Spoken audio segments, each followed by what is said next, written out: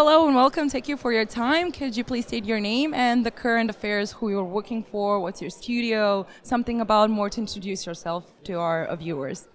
So I'm Patrice Désiletom. I'm the creative director and president of Panache Digital Games in Montreal, Canada. I've been making games for the last 25 years. The last game that I shipped was Ancestors: The Humankind Odyssey, where you had to survive Africa 10 million years ago and try to find a way to evolve up to 2 million years ago, and we shipped that in 2019. But before that, I did a little game called Assassin's Creed. So basically, I'm the father of the Assassin's Creed saga. So I was the creative director on the first one, the second one, and Brotherhood. Then I left Ubisoft in 2010. And prior to that, I did also Prince of Persia: The Sands of Time as a creative director also. And other games prior that nobody remembers really. And so that's it. That's me. Well, you are really an experienced person with a lot of big names behind you, but what was it like at the beginning of your working era? Since this is 2022, there's been a lot of buzz, a lot of people in gaming. It's bigger than, you know, the music and film industry combined. And what was it like on the other parts of the sea, because we're in Europe? What was it like there on the Wild Wild West? Was it wild, or were you at the pinnacles of it at that moment? Well, yeah. Okay, let's go back, rewind time for 25 years. So what's funny is that I was the very first Ubisoft Montreal employee. Now they employ more than 3,000 people, but we were 10 the very first day. And I was hired as a game designer coming out of movie studies. And we had no clue how to make a video game. Never made one in my life, was not a game designer per se.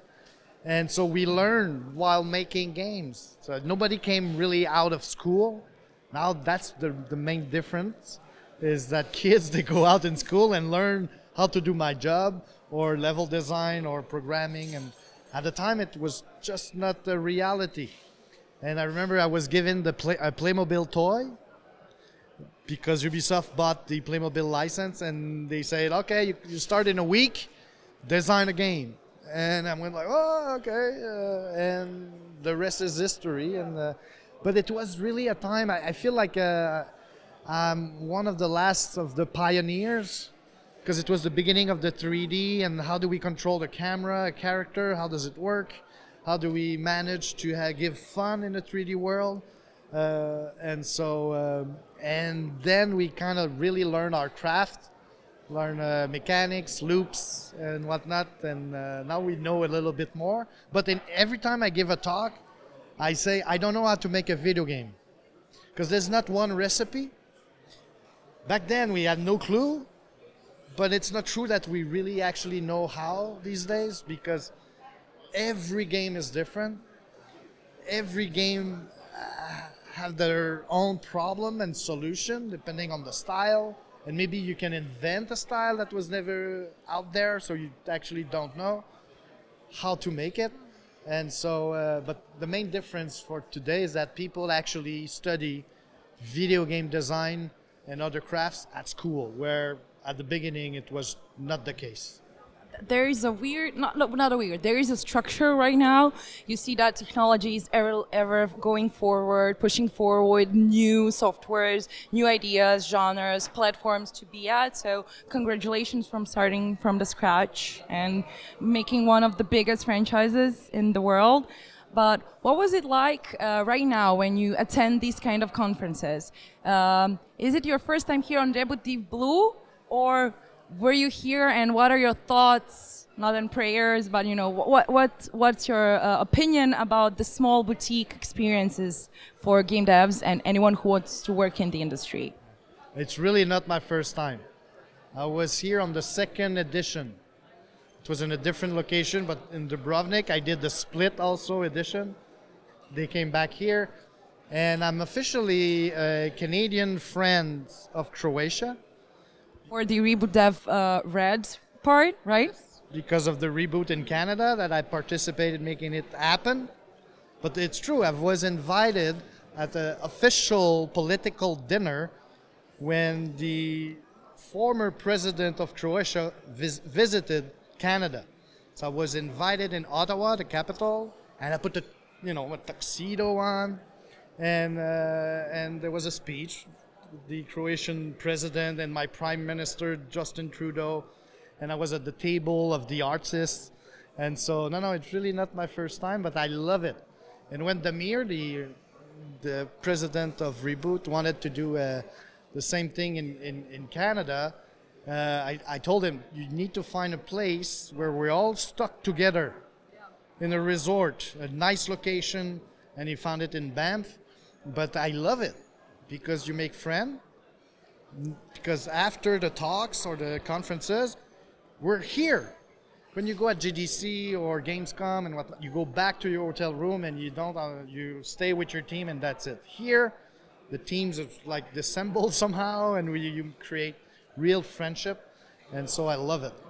I think it's also because of the Mediterranean air and everything about that, because I know that my girls and boys kind of flew with a helicopter to Canada, and I saw a lot of Instagram stories like, we're going to Reboot Red, but we're in a helicopter in the middle of nowhere. It's awesome. So it's also, cute experience. So what would you say in comparison to, are there similar conferences like this that you've also attended or been to, given speeches, or is it, how big is the importance of these kinds of events for you and your jobs and opportunities? No, there's only one Reboot, by the way. It's really unique. And it's because it's not my job, so I don't go around and travel that much to do conferences. I'm a video game maker and not a salesman. And like right now, I have nothing to sell. I'm right in the middle of my next game. And so Damir he really had to ask me to come, and I said yes. After the pandemic, I wanna be out. But no, it's a really unique. There's no other like Reboot. But it is important to share and to have nice discussion with other people who are living the same experience, the same struggles, the same victories. And this is the moment that I appreciate the most, is really the sharing aspect of it all. And say, hey, me, I had this problem, you, and maybe also this vibe of, we got a mic. Yeah. No, but as a game designer, as a game maker, we have a mic. People listen to us. So it's important that we sit down a little bit and say, what are we saying together? It's not only about spreadsheets and how many money and that. Do we have something to say? Because people are listening, people are spending so much time with the game we're making. So there's an occasion of a bit changing the world, I would say, in all humility, but still. I would say also that video games are part of an art stuff, like not in the movies or music, that actually combines everything, and the story-wise, the musical part, the experience of living it through it all. So you guys are also crazy artists, like in other, painters or a lot of like other singers and songwriters. But what are like the biggest advances of being in this industry, like as you are as an artist? Because I've seen a lot of people who have been struggling to break it or make it or break it, especially, for example, now with the AI intelligence of, making stuff and making art, or the little monkey ones, if you know what I mean. Yes. I know. It's not an easy job. And being a creative director is that you mean that you direct a bunch of people, different crafts, different mindset. A programmer and an artist, a level artist, another designer, producer, they think differently. So our job is really to be able to bring the best out of everyone. And it's important because we change people's brains. They spend so much time with what we do that their synapses in their brain change. So we have a lot of power, but it's a difficult craft. That's why I guess we do talks to try to explain a little bit. Is Isn't that like a non-written rule about gamers know everything about games, but they don't know anything about game dev? Like something that happens with the social media, that people think they know how to make some things, but you have a lot of public speakers, a lot of media conferences and stuff, just to say to the public, look guys, this is awesome, but this is also a very hard thing to do, and you do it like any other job in any other business, making a product. So it is, I don't know if it's hard, because being somebody who works in a mine is way tougher, or and every job has its own up and downs, but it's a complex one. And I think that's maybe what people tend to forget, how many layers of different crafts that needs to sing together in order for it to work. And I often at the office, when something happens and it's like a bug or something else, and the solution around it, I often say, if only people knew how difficult it is. Because you think it's really a simple thing, and then no, it will take 2 weeks for 4 people to actually fix the problem. But I guess maybe that's good, right? That we can talk to people and say, look, it's not that easy, and there is different ways and different moments in the game productions, and maybe there's not enough making of. People don't see us work. And I know why, because it's not a really good movie. No, it's boring. It's people at desks and computer screens, so it's not really interesting. But a lot of hours, a lot of discussion, a lot of layers in order for a game to work. And each time it's like, whoa, it's almost like at the end magic happens. Everything fit together, all the pieces of the puzzle fit together, and then we have a game. And people don't know that. If only they would spend a day with us and listen to us, yeah, that's it. Because I also noticed there are a lot of ideas, and they want to. Everyone from the gaming industry wants to work and wants to produce, but they even have Steam blogs, timetables, anything about game dev blogs is something that actually is out there for anyone to read it, but. Do you think it, just because it's not a lot, I mean, you said it, it's very, very one-sided, like, yeah, people will find it boring, but is there a possibility on these kind of events, or for you is to talk to other people, just to have sketches from that for social media, for example, just to put, quick releases or something, or is it that at the end of the road of a game, like when you do everything, or just being a part of the development process? It could be. Personally, right now it will be at the end. It's a decision we made. We don't want. We could. It's really. It depends on what's the marketing goals at the end of the day, I would say. It's just that a game looks shit for a long time before it looks good, and so that's just a fact. And just magic happens, I think. But in my talk, I discussed the in general conception, pre-production, production, debugging, and shipping. And me personally, the way I work, so people can understand, the very conception is what is the object I'm selling. So I do a prototype of the actual end result a little bit. And right now I'm in pre-production, and it's about the playing phase. So is it fun? I don't care if it looks good. I don't care about the story. I don't care about the hour to hour. It's really just the second to second or minute to minute. See, this is what we're thinking when we make a game. And so right now I'm in the middle of that. And once I'll understand what is the game that I make, then I'm going to tell a story with it. And so then that's towards the end. So if you see my game right now and play it, you'll say, oh, it's boring, doesn't look good, it's not 60 frames per second. No, but I'm testing mechanics, I'm trying to figure it out. And eventually when I do, boom, then we focus on the quality aspect of the game. And it's normal, I believe that this portion of a game making, it's tough to understand unless you're a game maker. Right? Seeing rushes of a movie Nobody would understand. We see trailers, we see teasers, but we don't see the... or when you look at the making of, but the movie was already there. And so, I don't know. Eventually, maybe we could do a game at Panache where we're gonna open up the doors since day one. Look, what? But I think it's just freaking boring. It's people on Zooms at their desk. There's nothing. No, but it's not visually attractive making a game. So, so we wait, and eventually, this is the game. It's shipping in 2 months or whatever. I would say patience is a virtue, especially for the future players or anyone who's looking forward to something, or even that's why you're having marketing and PR and other stuff for it to, either hype the game or put it out there, since it's a big competition.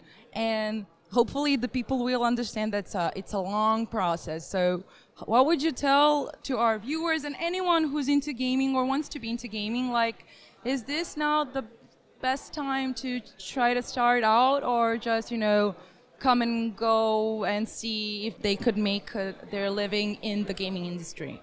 It is a good time. I don't know if it's the best one, but it is a good time because of the tools.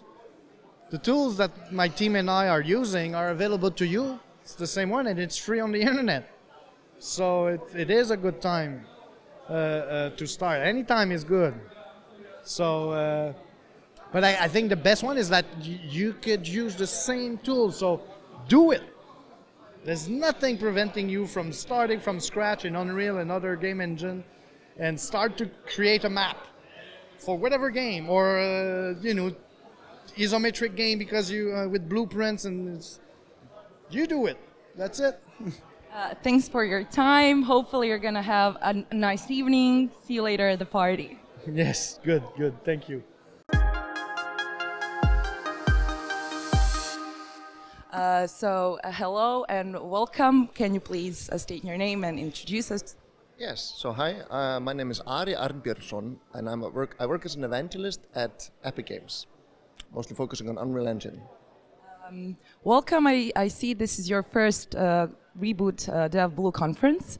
So are you happy and excited to be here? What it's like for you to be first time here on this kind of event in Croatia? I know you've been a very experienced worker for since most of 15 or 16 years in gaming.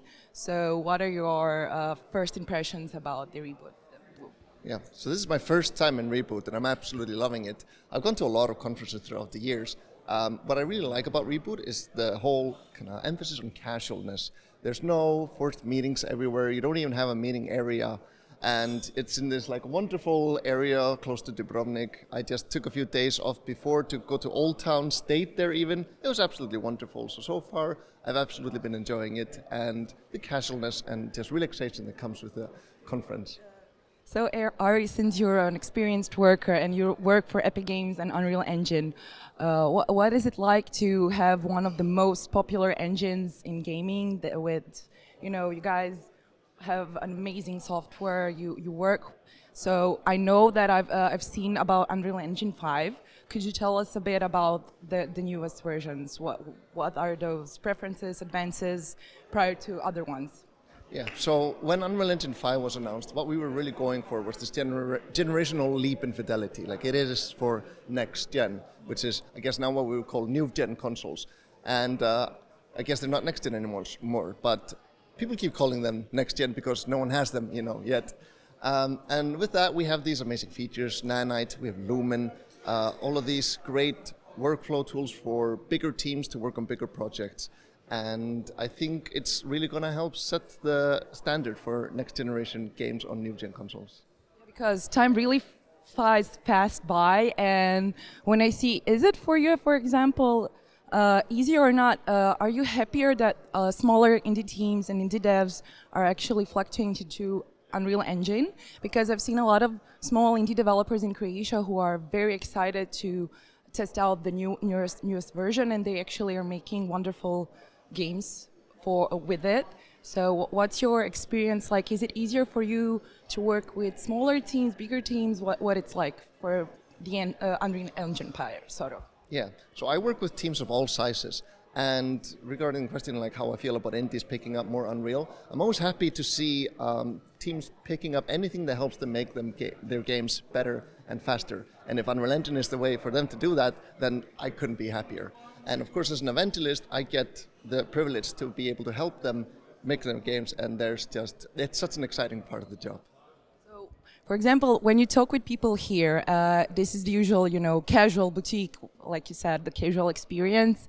What are the most, frequent questions or just chit chat with other people? Are they happy to approach to you and ask you questions like I'm doing right now, or is it more of a, it's casual? We're just gonna be by the seaside, look at the pool, and just talk about games and stuff in life, or is it more of a, I'll learn something newer, or am I actually giving advices to other people since you've been for a very long time here? Yeah, as an evangelist, we get approached with all sorts of questions that can be like from indies or mid-tier or even like AAA studios. So, and I welcome all of this. I actually feel like people should feel more welcome to come up to me and ask me questions. Because often at the end of presentations, I'll send my email. My email is there. My Twitter DMs are open, and usually I don't get that much, traffic. So I think one thing is holding people back is just their initiative to come talk to us evangelists or even just other mentors in the industry. And then there's also lots of casual talk. Also, of course, you run into people. Maybe you know them, maybe you don't, and they have lots of questions. And well, it's my job and my pleasure to answer all of these. What about the Epic Games business?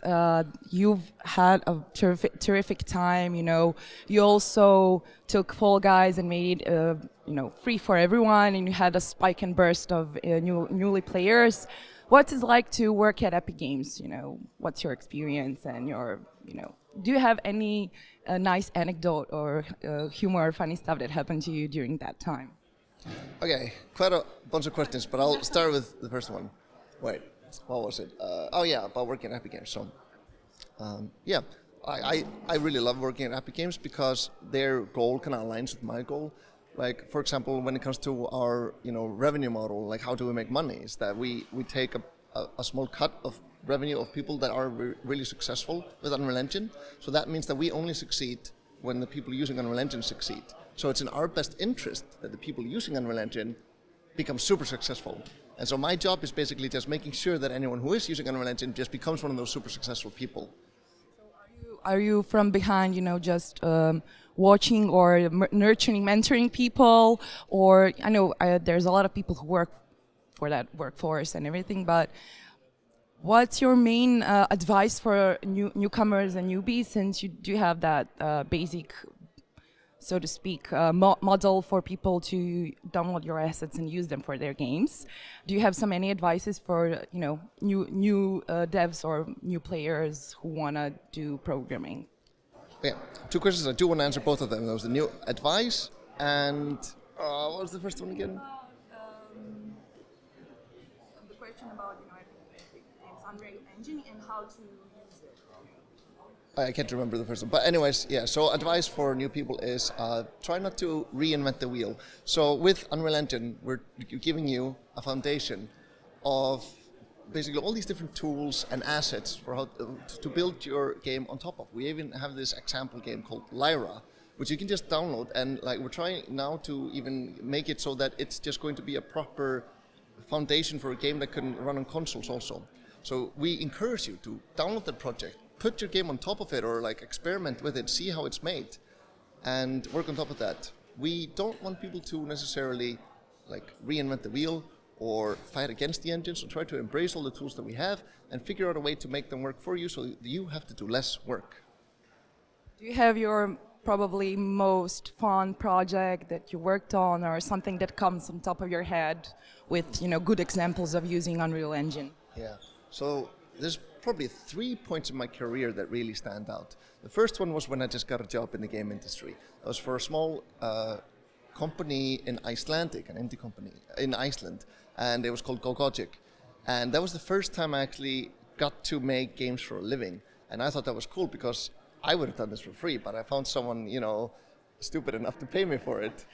And just that kind of was a great you know, stepping stone into the industry. And then the next thing that I really liked about the industry was when I started working for Rovio, the makers of Angry Birds, because now it was a famous company. So before, where I'd say I make games, people would go, something I've heard of. Like, it was hard to take someone seriously when you make, you know, Flash games back in the day. But then when I started working for Rovio, suddenly it's a big media IP that everyone knows of. Like, oh, Angry Birds, they have a movie, they have all this merchandise, they have this game that everyone knows of. And suddenly, when I said I work on games, I work at Angry Birds, people would go like, I actually know that game. And it felt like it added more validity to what I was doing. And then the last game that I worked on that I'm super proud of was Returnal for PS5. And it just won a bunch of awards. We got 4 BAFTAs, and I've never been so proud of anything I've created. And also, I'm so happy that, because it's a game that actually comes out on a CD, like you can buy a physical copy of it. Because before that, I was working in games as a service, free to play, everything like that. And those games, they get sunset after a while, and you just can't play them anymore. So nowadays, if you want to play any of my games, the only one you can just go out and buy is Returnal. And I'm really happy that we have that. You can't take that physical disc away from me. That's like, yeah. What is it like? Okay, I know Angry Birds has been a huge success and everything, Returnal also, but you also told us that you do enjoy making video games since, you know, you've been for so long. But what about your experiences? What are the differences between working on a mobile games and the bigger ones for bigger media platforms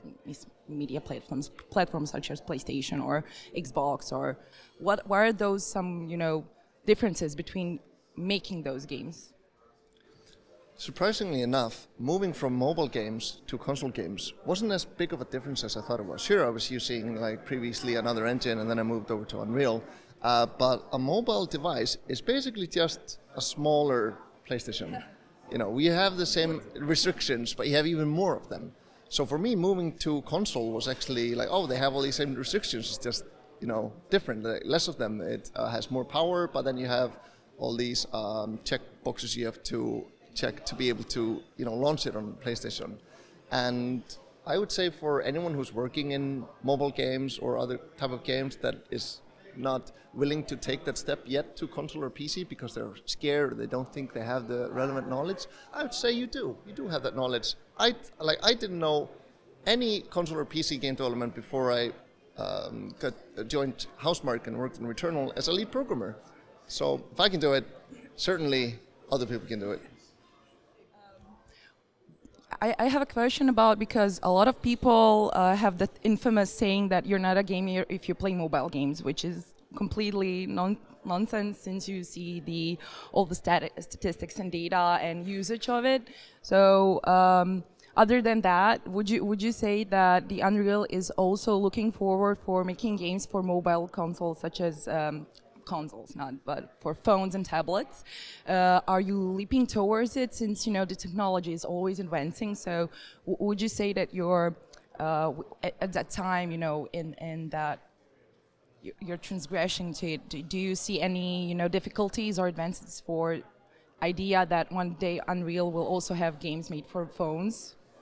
So Unreal is already a great engine to use to make mobile games, and you might know of our most successful mobile game, Fortnite. So that's already running on iPhone and Android, and we use Unreal Engine, like we dog food it, we use it ourselves. So we know what kind of pain points people have making on mobile because we have those pain points. So we try to make sure that we fix them and really make sure that Unreal is a great platform to use also for mobile games and not just for PC and console. We want to kind of bust the myth that Unreal is only for like high fidelity AAA graphics. Like no, you can also use it to make more simple looking games, but still using all of our excellent tools. Yeah, so it will run smoothly, everything will be polished, you know, after the polishing and those end game development.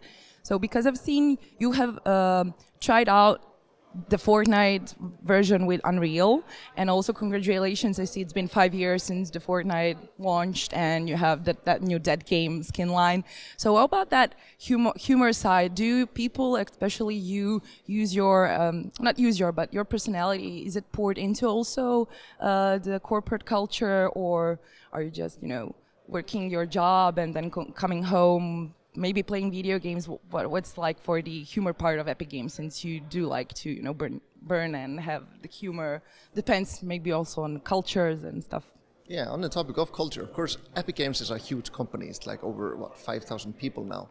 And when you have that big of a company in so many countries, it's hard to say that there's a certain type of culture within a company. So each studio will probably have their own culture, also depending on the age of the people. So me personally, when I was starting in the game industry, I always wanted to, you know, stay at the office, do all these like after work and stuff like that. And nowadays, when I'm older, I actually kind of appreciate more my own time, my free time. So I will actually withdraw myself, like I'll do my 9 to 5, I'll go home and play video games and do anything that I need to relax and rewind. But there are also people that really are, like, they're good friends in the studio, they all stay after work, they play games there. In the Helsinki studio, we have a sauna and a jacuzzi and a whole entertainment area which people can use. So we don't really expect anyone to just stay at work all the time. If you want to do your 8 hours a day and then be done with it, that is very welcome. If you want to stay more and, you know, make a group of friends and meet people, which is actually how I met most of my friends in the game industry, we're just working together, then that's also a very acceptable way to do things. So I have time for one more question. So before we end this, do you have any advices for anyone who probably wants to work for Epic Games or Unreal?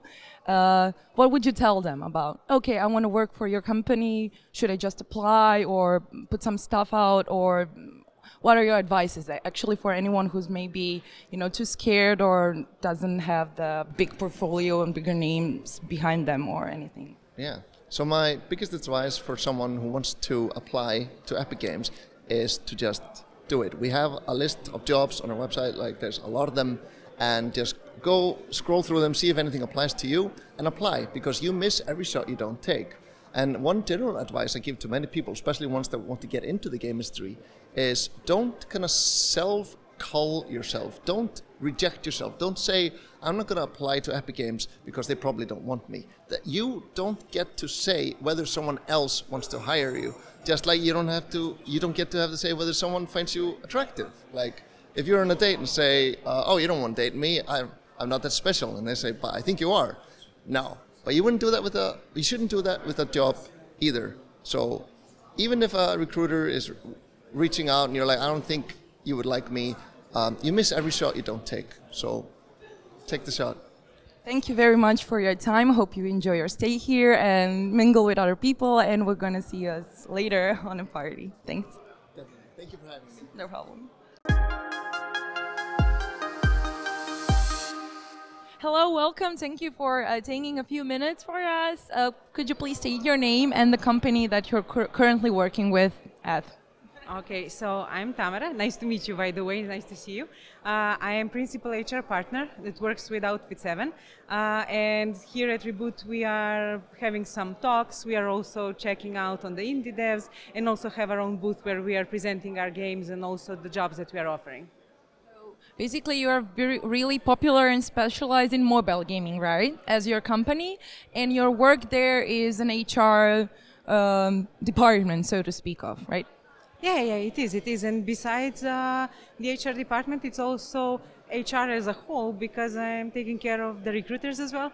So everything from the point where we want to hire someone up until the point where we grow them and develop them into seniors. I'm really happy to be a part of that process and to be able to support it from start to end. So is this your first time on this kind of conference, or were you before somewhere else, or what are your thoughts about the Reboot Dev Blue and the opportunities it presents itself for future employees, for you, for everything you need in the game dev business? Okay, so at Reboot, no, we are here like old friends, let's say.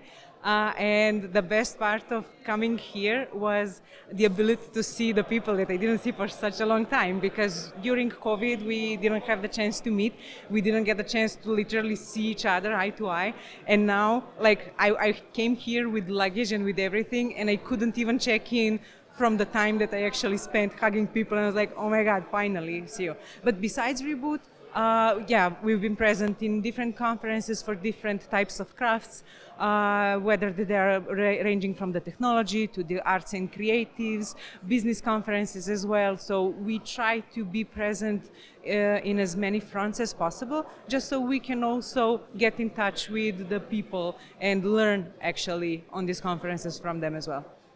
So you at Outfit Sheraton, I think you spoke about having the people approach. So what is it like for you as a recruiter?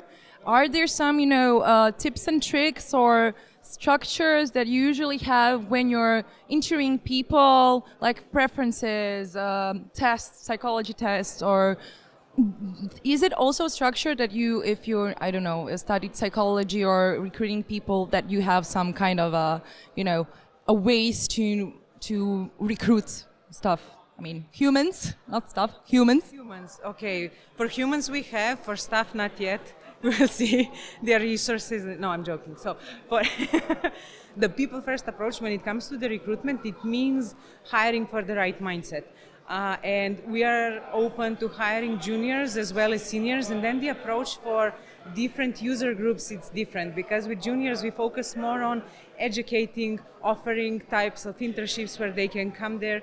And when it comes to tips and tricks, I think that they're most valuable to people who are trying to get their way into the gaming industry, if I may say it like that. And at this point we are offering, I don't know, like we did at least 3 or 4 events this year when we were offering CV reviews, where we were doing interview simulations and actually giving feedback to the candidates and explaining, okay, if you were in a real job situation, what would support you and help you could be this, and that. So even if this is not the real situation in terms of they applied and they are going through the process, we try to simulate it and give them valuable experience so they can get something and hold in their hands, no matter the company they will be applied. So something useful that they can take with them on their journey to find an employment. And about that mindset and mentality, you see, it's a big, game dev is a big industry. And do you, when you speak to other people and speak to probably new ones, can you probably feel their energy or, the smell of it? When people say, I've smelled you, like it's a Croatian, Slovenian phrase for, something familiar or not, but what is your best approach when you recruit people with that mindset? Like, do you know? Do you feel, or is it your experience also helping out to read people, so to say? Okay, so I will speak from 2 perspectives here. One perspective is mine as a recruiter, another perspective is mine as someone who is also in the HR partnering team. So from the overall approach, when it comes to the people strategy, there is something that we have called core values and also core principles, and this is something that defines the essence of who we are. What do we try to do during those interviews? So smelling people and matching the energies, it can be like sometimes you just have a hunch. However, a hunch is not enough to impact someone's career. It's not enough. This is why we like to invest so much time in actually getting to know the person and trying to see, do our values match? Not because we just want someone to come there and do their job and go home. We really want you to be happy here. And if you will be immersed in an environment which doesn't support your core life values, your core values as a human being, then you would not be happy. And this is what we always have in mind when we try to find candidates or help them and guide them through the process, is to see, are our values matching, and can we support you as a professional throughout your entire career path, not just during the process of recruitment. What about, the fun parts of the job, about the team buildings, maybe some hobbies? A lot of people think, oh, if you are in a gaming industry, you should play also video games and enjoy them, even though it's kind of paradoxical that you don't have enough time to enjoy the full potential of all video games. But we talked about something about esports. Is it something of a team building in your particular place and office? Okay, so I'll answer. I try to answer those questions because I caught three, and I would like to answer all three of them because I love them so much. When it comes to the team buildings and everything, it's part of the employee engagement, and we have different types of team buildings. So we have twice per year official company team buildings where we try to fly people from all over the world to Slovenia, where we then organize team buildings for the entire company, and we finally get to see each other after working on distance for so long. And then also teams that are working on certain projects or departments, they also have the opportunity to organize their own team buildings. And then on the other side, we do something spontaneously. So we will do gaming events, or we will do the gaming nights. And what is really cool is that it comes from the passion of people. So they come up with an idea. It's like, hey, can we support it? And I was like, oh, yeah. And that for the esports, it was actually really beautiful because we got from Good Games. They're actually your neighbors here in Zagreb. And Nikola was, oh my God, we have something for Counter-Strike. Do you want to participate? It's like esports, like, yes, we will. From one, hey, do you want to participate in some event? We had like 2 months of training, team building, people connecting, learning how to work with each other. And in the end, actually, we won the trophy, and it is there in our offices on my table. I stole it from the team. But that part was really, really cool. And this is like just some of them. We have people who are passionate about DJing and mixing music, so they just organize some DJ parties on our terrace because they can, why wouldn't they? And maybe now, because Halloween is approaching, we are already planning, okay, what are we going to do with the masks? Are we going to do some workshops on how you can make your own mask? And then we will just walk like that throughout the entire day in the office. So that Friday will be really funny. Something about also the perks of having, skills other than, working force, like in cosplaying, makeup and stuff, which is also highly and hugely popular as a part of artistic expressions. Also in the gaming industry, cosplaying is very, very popular. And what about, for example, makeup and stuff that you probably do in your own free time, or do you then combine it with your work and other people, like you told me about the ideas and competitions within the office? Yeah, so for these things, for me personally, it really depends on who would like to participate and how many people do we have. And then if we have enough people, we can do whatever. And when it comes to makeup, I love making like zombies. I do special effects makeup for like 15 years now, or maybe more, I forgot. I'm that old.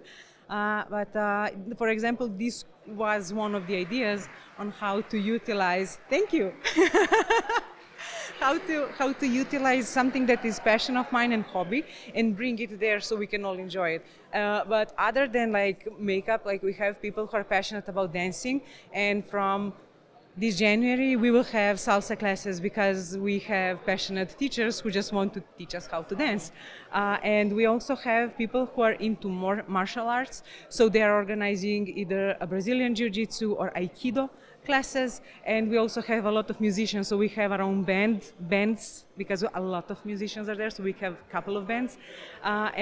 Sometimes they're performing, sometimes they're playing taiko drums in public events in Ljubljana, and then we all go to cheer for them, and it's really, really amazing. So what you mentioned, the variety of interests and hobbies, they just paint the richer picture, and they really, really help people bond, but also come up with some ideas because you trigger each other's creativity, and then things can only get better.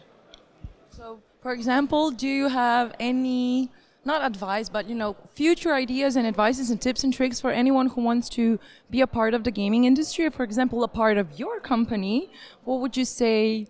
What should they do right now, since, after this Develop Blue, you're going to go back to your own places, work, and continue to live and strive and be happy and fun? Okay, so the key thing that you now mentioned is what will they do? And this part is something that we're really happy to see, because we go around the indies, we meet a lot of people, and all of them keep sharing how amazingly passionate they are. Everyone is passionate. I'm like, okay, what did you do with that passion?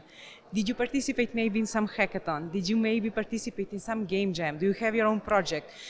Did you attend some meetups? Do you have something that you are proud to share and proud to show us? Something that, okay, here is a passion materialized. You really, really want it. And the ability to hear feedback is something that's really cool, because over the years we see same people and then you can see them grow. So the ones who were more open to hear feedback and also implement it practically, they progressed much faster than people who were gathering feedback for, hey, thank you, nice to know. So the key thing here is, what will you do? If you have the ability to do something cool, try to follow the companies that you're interested in, because from time to time they're posting articles or certain videos that, which will help you prepare better in a way. And then you can always track, like, if there is any other event where the company is present, and then you can just go to the booth and ask, like, hey, I would like to go into the gaming and this is the expertise that I have. Can you maybe help me to see what would be the best fit for me? And a lot of people here are just here to help and to bond, you know, so it costs us nothing to just sit, take them in, sounds like, okay, let's put it on a paper. What are you passionate about? What would make you happy? Wake up, come to the work, and to be like, I'm proud of myself. Thanks for your time. I wish you a happy and eventful evening. I think there are a few of the conferences still taking place at, so see you at your booth and after the party. Yeah, thank you so much. Thank you for having me.